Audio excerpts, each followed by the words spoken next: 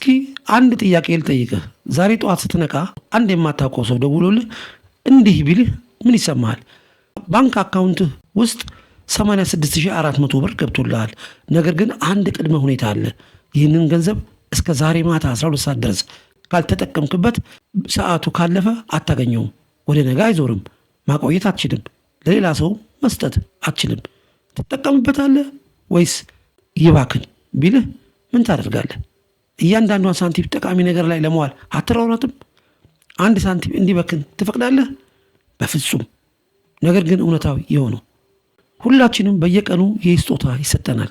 በገንዘብ ሳይሆን በጊዜ። በየቀኑ 86400 ሰከንዶች ይሰጡናል።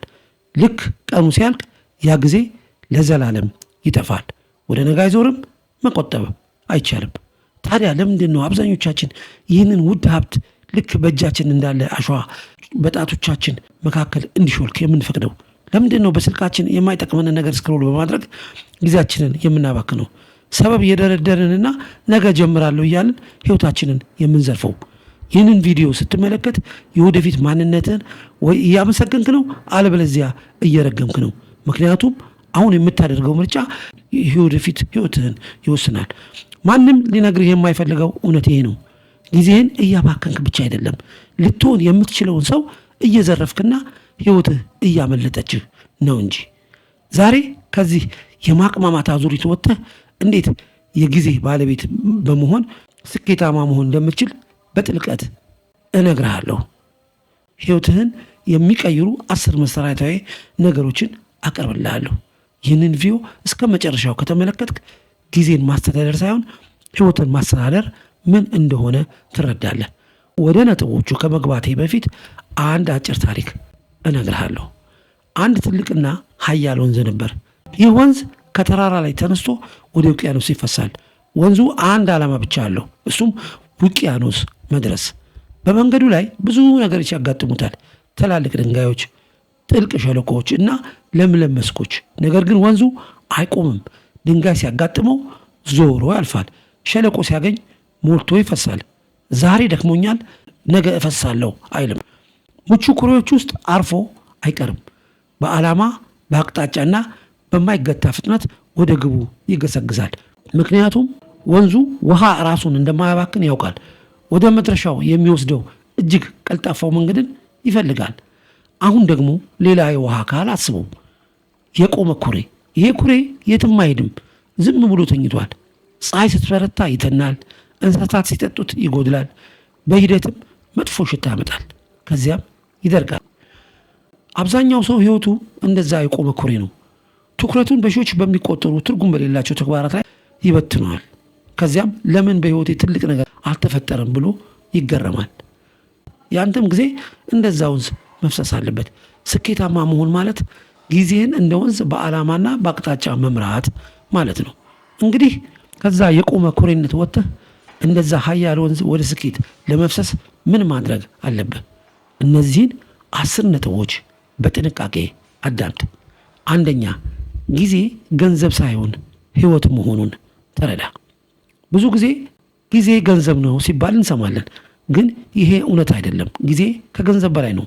ገንዘብ ቢጠፋ ሊገኝ ይችላል። ጊዜ ግን አንዴ ከሄደ አይመለስም። በየሰዓቱ ምንም ሳታደርግ ጊዜህን ስትገድል ያ በጭራሽ የማይመለስ ህይወትህን እየፈጀህ ነው። ዙሪያን ተመልከት። ከ5 ዓመት በፊት በነበሩት ቦታ ላይ ያሉ ስንት ሰዎች ታውቃለህ? ያው ስራ፣ ያው ልማድ፣ ያው ሰበብ። እነሱ ሰነፎች አይደሉም፣ ግን ጊዜ ህይወት መሆኑን አላወቁም። ጊዜ ማባከን የሚያስከፍለው ዋጋ ህይወትን ማባከን ነው። ጊዜህን ስትገድል ህይወትህን እየገደልክ ነው። ስለዚህ ጊዜ ገንዘብ ሳይሆን ህይወት መሆኑን ተረዳና ህይወትህ ሳታመልጥህ ተጠቀምባት። ሁለተኛ፣ ትክክለኛውን ጊዜ መጠበቅ አቁም። ጊዜ ገደብ እንደሌለውና ነገሮችን ለማስተካከል ዘላለም ያለህ ይመስል አትኑር። አንተ ትክክለኛው ጊዜ ስትጠብቅ የሌሎችን ህይወት በስልክ ስትቃኝና ፈጽሞ የማትገበረውን እቅድ ስታወጣ ህይወትህ አንተን ጥላ እየሄደች ነው። ትክክለኛው ጊዜ አሁን ነው። ዝግጁ ስላልነበርክ፣ ስላልተሰማህ ወይም ሁኔታዎች ስላልተመቻቹ እንዲያመልጡ ያደረካቸው እድሎች ሁሉ የመለወጥ አቅምህ ቀስ በቀስ እየሞተ መሆኑን ያሳያሉ። ትክክለኛው ጊዜ መጠበቅ ትልቁ ሰበብ ነው። ሁኔታዎች እስኪመቻቹ ስትጠብቅ ህይወትህ ጥላ ትሄዳለች። ስኬታማ ሰዎች ሁኔታዎችን አይጠብቁም፣ ሁኔታዎችን ይፈጥራሉ እንጂ። አንተም ትክክለኛውን ጊዜ መጠበቅ አቁመህ ባለህ ነገር አሁኑኑ ጀምር። 3ኛ ነገ ጀምራለሁ የሚለውን ድምፅ አሸንፍ። ያ በውስጥ የሚሰማ ነገ ጀምራለሁ ወይም ጊዜ ሲኖረኝ አደርገዋለሁ የሚለውን ድምፅ ታውቀዋለህ? ያ ድምፅ አንተን እየጠበቀ አይደለም፣ ይልቁንም በየቀኑ የወደፊት ህይወትህን እያጠፋው ነው። አንድ ቀን መዘግየት የአንድ ሳምንት፣ የአንድ ወር፣ በመጨረሻም የአንድ ዓመት መዘግየት ይሆናል። ያ ባለፈው ዓመት ካቀድካቸው ግቦች መካከል ስንቶቹ በሰበብ ተቀብረዋል? በጣም ስራ በዝቶብኛል በሚል ሽፋን ተደብቀዋል። እውነቱን እንነጋገር፣ ስራ በዝቶብህ አይደለም፣ ለራስህ ቅድሚያ አልሰጠህም እንጂ። ነገ የሰነፎች ቀጠሮ ናት። ያ በውስጥህ የሚሰማ ነገ እጀምራለሁ የሚለው ድምፅ ጠላትህ ነው። እሱን አሸንፈህ ዛሬውኑ ጀምር። 4ኛ በስራ መጠመድና ውጤታማ መሆን መካከል ያለው ልዩነት እወቅ። ብዙ ሰዎች ቀኑን ሙሉ ሲሯሯጡ ይሆኑና ማታ ምንም የሰሩት ትልቅ ነገር እንደሌለ ይሰማቸዋል። በስራ መጠመድ ወይም ቢንግ ቢዚ እና ውጤታማ መሆን ወይም ቢንግ ፕሮዳክቲቭ አንድ አይደሉም። ትርጉም በሌላቸው ስራዎች ተጠምደህ ትልልቅ ግቦችህ እንዳያመልጡ። ትናንት ወደ ግብህ የሚያቀርብህ ምን እየሰራኸው ነገር አለ? ምንም ማሰብ ካልቻልክ ችግሩ በስራ መጠመድ ሳይሆን ውጤታማ አለመሆን ነው። በስራ መጠመድና ውጤታማ መሆንን ለይ። ቀኑን ሙሉ አላግባብ ስክሪን ላይ በመቆየት ወይም ትርጉም የሌላቸውን ነገሮች በማድረግ ልትጠመድ ትችላለህ። ግን ጥያቄው ወደ ግቤ የሚያቀርብ ምን ሰራው የሚለው ነው። መጠመድ ስኬት አይደለም። ስኬት ውጤት ማምጣት ነው። ውጤታማ ሰው ትኩረቱ ውጤት ላይ ነው።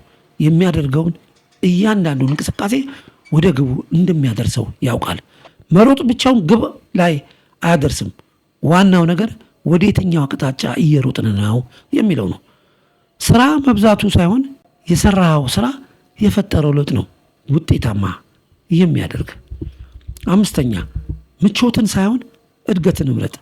ስኬት የሚገኘው ከምቾት ቀጠና ወይም ኮምፎርት ዞን ውጪ ነው። ከምቾትህ ይልቅ የወደፊት ህይወትህ እንደሚበልጥ ወስን። የምቾት ቀጠና የህልም መቃብር ነው። ቀላሉን መንገድ መምረጥ ለጊዜው ደስ ይላል፣ ግን ዋጋ ያስከፍላል። ነገሩ ስለ ውጤታማነት ብቻ አይደለም፣ ስለ ክብር ነው።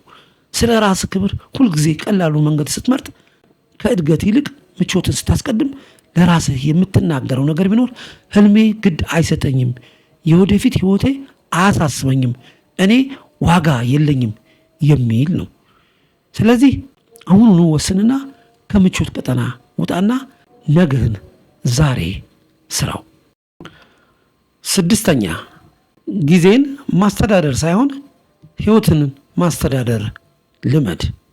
መፍትሄው ሰዓቱን መቁጠር አይደለም፣ በህይወት ባለበት በእያንዳንዷ ደቂቃ ምርጫ እያደረክ መሆኑን መረዳት ነው። ልክ እንዳንተ አይነት ሁኔታ ውስጥ ያለ የአንተ አይነት ፈተናዎች ያሉበትና የአንተ አይነት 24 ሰዓት ያለው ሌላ ሰው እየገነባ ነው፣ እያደገ ነው። አንተ እሆናለሁ ያልከውን ሰው እሱም እየሆነ ነው። ለምን? ምክንያቱም እሱ እያንዳንዱ አንድ ደቂቃ ለወደፊት ህይወቱ ኢንቨስት እያደረገ ነው። አንተስ ወይ ልትሆነ ወደ አሰብከው ማንነት እያደግክ ነው፣ ወይስ በነበርክበት ዝቅተኛ ማንነት ቀርተህ ከህይወትህ ላይ ጊዜ እየሰረክ ነው? ይህንን በጥንቃቄ ምረጥ። 7ኛ የጊዜህ ባለቤት ሁን። አብዛኛውን ሰው ጊዜውን በከፍተኛ ድምፅ ለሚጠይቀው ሁሉ ያከራያል። ምርጥ ሰዓቶቻቸውን ለማይወዱት ስራ፣ ለማያደንቋቸው ሰዎችና ዋጋ ለሌላቸው ተግባራት ይሰጣሉ። ስልክህን ስትከፍትና የሌሎችን ህይወት ስትቃኝ ጊዜን ለነሱ እየሰጠ ነው። ስኬታማ ሰዎች ግን የጊዜያቸው ባለቤት ናቸው። እያንዳንዷ ውድ ደቂቃ የት መዋል እንዳለባት የሚወስኑት እነሱ ናቸው። ስለዚህ አንተም ስኬታማ እንድትሆን ጊዜህን አታከራይ፣ በባለቤትነት ተጠቀምበት። 8ኛ ጊዜ ትልቁ የእኩልነት መለኪያ መሆኑን እወቅ። እሱ እድለኛ ነው እሷ የተሻለ እድል አላት አትበል። በዓለም ላይ ያሉ ስኬታማ ሰዎች ካንተ የበለጠ ብልህ አይደሉም። ካንተ የተለየ ተስጦ የላቸውም። እውነቱ ግን ይሄ ነው። በታሪክ ውስጥ ስኬታማ የሆኑ ሰዎች ሁሉ ልክ እንደ አንተ አይነት የጊዜ ገደብ ነበረባቸው። 24 ሰዓት። ሀብታምም ሆንክ ድሃ፣ ወጣትም ሆንክ ሽማግሌ፣ ሁሉም የሚያገኘው እኩል ሰዓት ነው። ልዩነቱ እነሱ ጊዜያቸውን ኢንቨስት ማድረግ ጀመሩ። አንተስ? 9ኛ ቅድሚያ የሚሰጣቸውን ነገሮች ለይ። ትኩረትን በሺዎች በሚቆጠሩ ትርጉም በሌላቸው ተግባራት ላይ አትበትን። ልክ እንደ ወንዙ ወደ ውቅያኖስ የሚወስድህን ቀጥተኛ መንገድ ፈልግ። በጣም ስራ በዝቶብኛል ማለት ለዚህ ነገር ቅድሚያ አልሰጠሁትም ማለት ነው። ለራስህና ለህልምህ ቅድሚያ ካልሰጠህ ማንም አይሰጥልህም። የሚጠቅምህንና የማይጠቅምህን ላይ አይ ማለት ልመድ። ጊዜን የሚመጥን ተግባር ላይ ብቻ አውለው። ቅድሚያ ለራስህና ለግቦችህ ስጥ። 10ኛ 1% ውስጥ ለመግባት ወስን። አስደናቂ ህይወት የሚመሩትን 1% ሰዎች ዝም ብለው ከሚኖሩት 99% ሰዎች የሚለያቸው ነገር ይህ ነው። ጊዜ እጅግ ውድ ሀብታቸው መሆኑን ይረዳሉ። ህይወታቸውን በሱ ላይ የተመሰረተ አድርገው ይጠብቁታል። በእውነትም ህይወታቸው በጊዜ ላይ የተመሰረተ ነውና 99%ቱ ሰዎች በሰበብ ተቀብረዋል። 1%ቶቹ ካንተ የተለየ ተስጦ የላቸውም፣ ግን ጊዜ ማባከን ይብቃኝ ብለው የወሰኑ ናቸው። አንተም አስደናቂ ህይወት ለመምራት ጊዜህን በመጠቀም 1% ውስጥ ለመግባት ወስንና ተንቀሳቀስ። እንግዲህ የእውነቱ ሰዓት አሁን ነው። አንድ ቀን አደርገዋለሁ እያሉ ህይወታቸውን ከሚያባክኑት 99% ሰዎች ወገን ትሆናለህ ወይስ ያ ቀን ዛሬ ነው ብለው ከሚረዱት 1% ስኬታማ ሰዎች ትቀላቀላለህ? ምርጫው ያንተ ነው። ልክ በዚች ቅስፈት የምታደርገው ምርጫ አለ። ወይ ይህንን ቪዲዮ ዘግተህ ወደ ቀድሞ የመንሸራተት ነገ የማለትና ሰበብ የመደርደር ልማድህ ትመለሳለህ። አለዚያ ዛሬ የጊዜ የህይወትና የወደፊትህ ባለቤት የምትሆንበትን ቀን መሆኑን ትወስናለህ። ሌላ ሰው እንዲያድንህ መጠበቁን ተወው። ያ የምትጠብቀው ሰው ራስህ ነህ። ያ የምትጠብቀው ጊዜ አሁን ነው። ልትኖረው የምትፈልገው ህይወት የሚጀምረው በዚች ቅስፈት በምታደርገው ነገር ነው። አሁን ምን እንደምታደርግ እነግርሃለሁ። ሌላ ቪዲዮ ሳታይ፣ ሌላ ማስታወቂያ ወይም ኖቲፊኬሽን ሳትፈትሽ፣ ከህይወት የምታመልጥበት ሌላ መንገድ ሳትፈልግ አንድ ነገር ምረጥ። የዘገየህበትን አንድ አስፈላጊ ነገር እንዲሁም ወደምትፈልግበት ማንነት የሚወስድህን አንድ እርምጃ ምረጥና አሁኑኑ አድርገው። ለህይወትህ ተጠያቂው አንተ ነህ። በጥንቃቄ ምረጥ። ምክንያቱም አንተ ስታመነታ ጊዜ አይጠብቅም፣ ህይወትህም አትቆምም። የምትቆጥባትን እያንዳንዷ ሰከንድ ዳግም አታገኛትም። ይህ መልእክት ህሊናን ቀስቅሶት ከሆነ ዛሬ ጀምራለሁ ብለህ ኮሜንት ላይ በመጻፍ ለራስህ ምስክር ሁን። የምትወደው ጓደኛ ካለህ ይህን ቪዲዮ ላክለት። ሰብስክራይብ አድርገህ የዚህ የጥቂቶቹ ስኬታማ ሰዎች ቤተሰብ ሁን። መልካም ቀን ይሁንልህ።